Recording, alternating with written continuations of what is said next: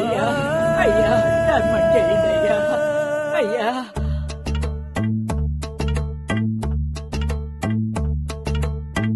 ఒక్క పూట అన్నం కోసం ఎదురు చూడడం, జానడంత ఊపిరి కోసం చేయి చాచడం, కడుపు కాలి కాలి ఇక్కడ బూడి తాగుతున్నా, మనిషి అన్న వాడికి మనసే లేకపోయేనన్నా.